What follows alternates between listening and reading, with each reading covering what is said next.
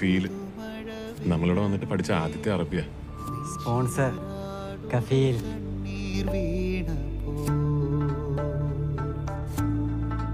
ഒരുപാട് ആർട്ടിസ്റ്റുകൾക്ക് വേണമെങ്കിൽ ചെയ്യാമായിരിക്കാം, അല്ലെങ്കിൽ അതിന്റെ മുഖത്തിലേക്ക് എത്താമായിരിക്കാം.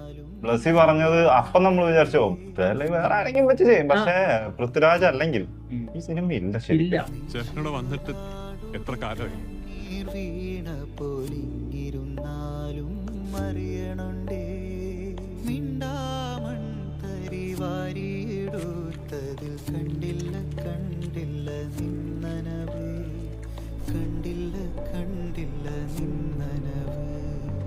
വേറെ ആര് ചെയ്താലും നമുക്ക് ചിലപ്പോ അത് നജീവായിട്ട് തോന്നൂല.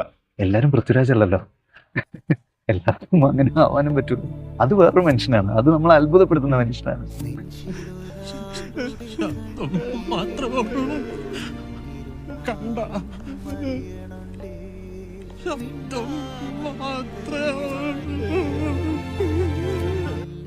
സഹിക്കാൻ പറ്റൂല ചില സീൻ.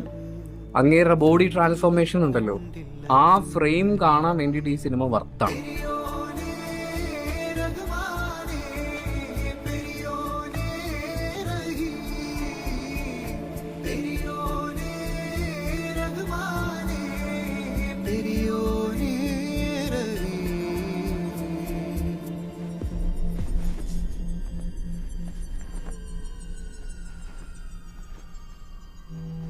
നമ്മളെ മണലിലേക്കൂടൊക്കെ നമുക്ക് വെറുതെ പോലും നടക്കാൻ പറ്റില്ല.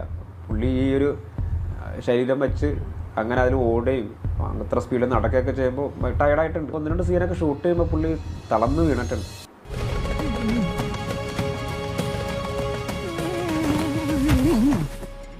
ഒരു കാര്യം, വലിയ സന്തോഷമുള്ളൊരു കാര്യം, അഭിമാനപൂർവ്വം പറയാൻ സാധിക്കുന്ന ഒരു കാര്യം, ഒരു അബ്സല്യൂട്ട് സീറോ കോംപ്രമൈസ് സിനിമയാണ്. ഒരു മൊമെന്റ് പോലും ഞങ്ങൾ ആരും അതങ്ങനെ മതി എന്ന് വിചാരിച്ചിട്ടില്ല.